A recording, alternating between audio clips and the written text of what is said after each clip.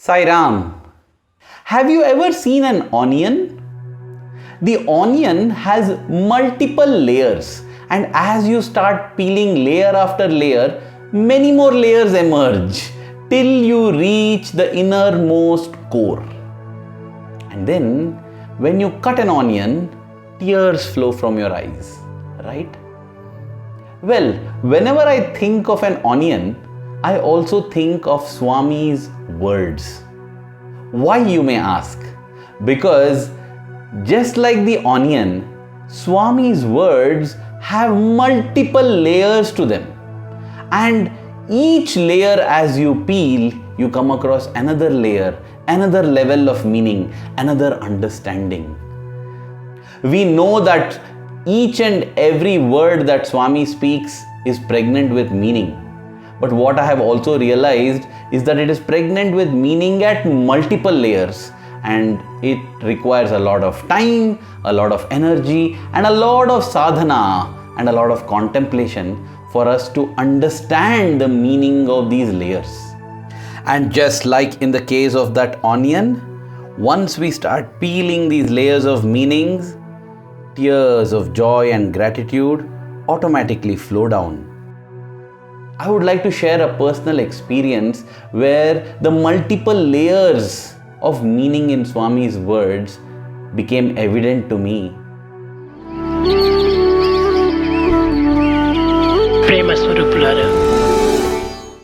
Let me take you back to the year 2007. I had completed a degree in the Master of Business Administration MBA from the Sri Sathya Sai Institute of Higher Learning. And I wanted to dedicate my life for Swami because that is the best thing I could do.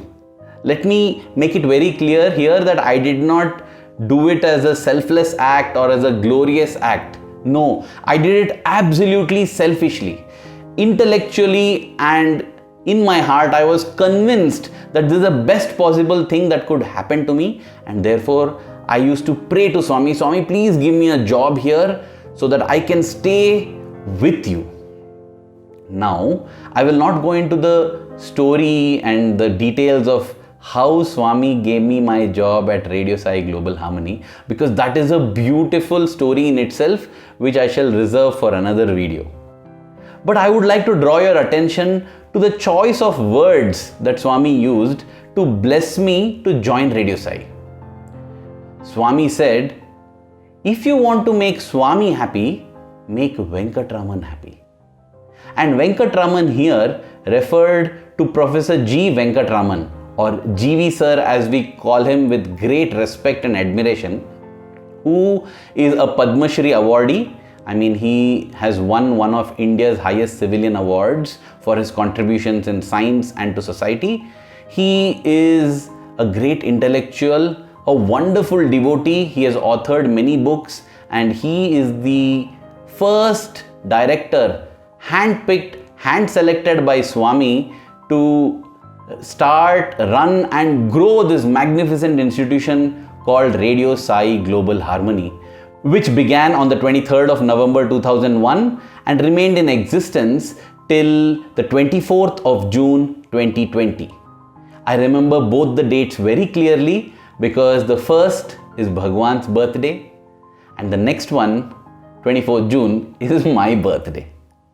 Well, when Swami told me, if you want to make Swami happy, make Venkataraman happy, I decided that very soon I will be making Swami happy, because I will work hard, I will give my heart, mind and soul to this, and surely GV Sir is going to be happy with me. But believe it or not, even though a year passed, 2 years passed, GV Sir never told me that he is happy with me. In fact, he would keep telling me that I needed to improve here, I needed to improve there, and he's the one who actually has chiseled and shaped me from a worldly sense to become professional, to be dedicated, to be devoted to whatever work we are doing. He is a great karma yogi, and he inspired that karma yoga in each and every one of us. But cutting the long story short, year after year, irrespective of what I did, I never got to hear GV Sir tell me, I am very happy with you. So I came upon a strategy. What I would do, Every year on Sir's birthday, on his birthday, I would go to wish him in his room. And on your birthday, you'll usually be in a very good mood, right? So I used to hope that when he's in a good mood, I would try to elicit this, I would try to fish from him this compliment that you have made me happy, I am very happy with you. So every year I would tell him after the conversation that, Sir, Swami told me that if I have to make him happy, I have to make you happy. And invariably, every year, the standard reply that I would get was, look here, Swami told that to you because it is easy to make Swami happy, but it is not easy to make me happy. So you need to work harder. And this is what he used to tell. So this is how it happened, and it went on year after year. Many years passed. In the year 2015, GV Sir gave up directorship of Radiosai Global Harmony, and even then I would go to his room on his birthday and try to see if he tells me that I am happy with you. Because in the passing years, on many occasions, Swami conveyed to me personally and physically that he was happy with me. But it used to always come in my mind that, hey, I have made Swami happy, but to make Swami ultimately happy, I have to make GV Sir happy. So this is what I felt was the meaning behind Swami's words. Until the year 2020, when another meaning, a meaning in another dimension unraveled itself.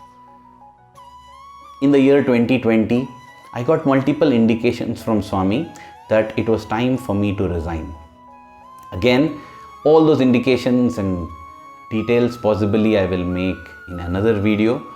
But when I wanted to resign, one of the things that I said to Swami in my heart was, Swami, on my birthday, I want to make this decision. But I want a clear indication from you because you were the one who told me to join Radiosai Global Harmony. How can I just leave?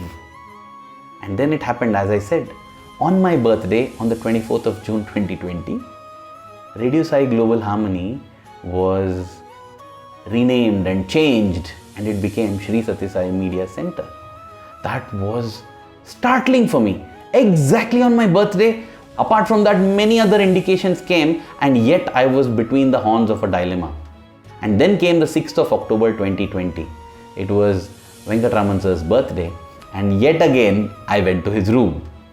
The same standard procedure, wished him for his birthday and heard his words of wisdom. He spoke on the Bhagavad Gita, his pet project. Always, GV Sir has written a book, Conversations Between God and Man, and he has done intensive and extensive research on the Bhagavad Gita, very enlightening. The message of the Lord was based on that. So many video serials and series have been based on the Bhagavad Gita.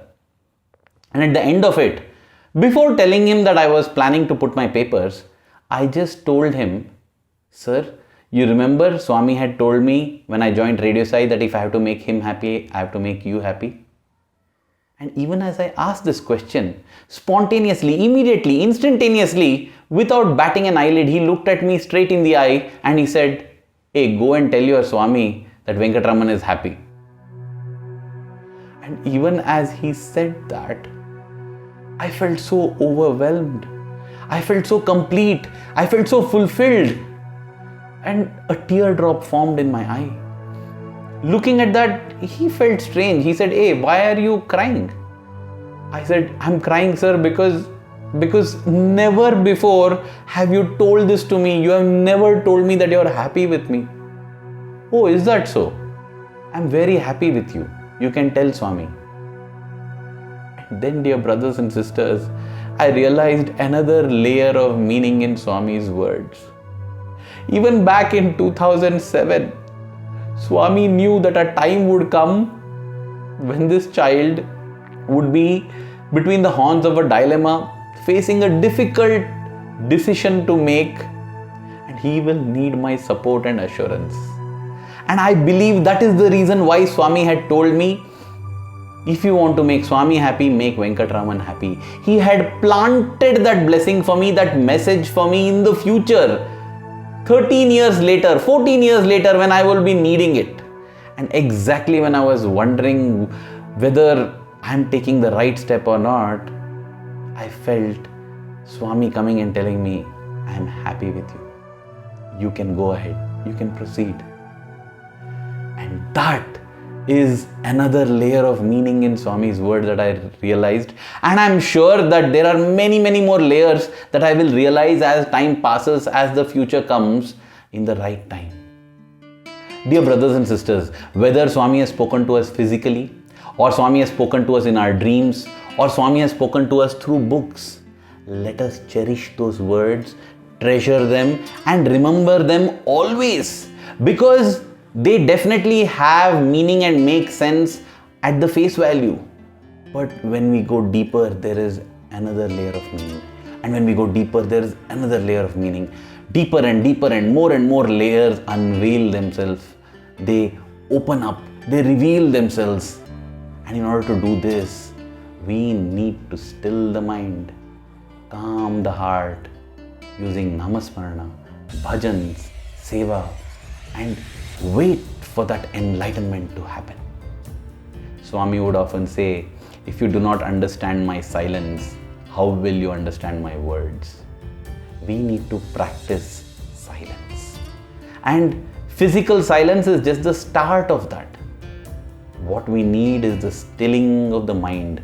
The Manasa Sarovara, the lake of the mind, is compared. It is said that it is a Manasa Sarovara because the Manas Sarovar is a beautiful lake from which the Ganga is believed to originate.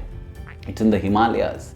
Placid, calm, absolutely transparent that you can see the bottom of the deep lake.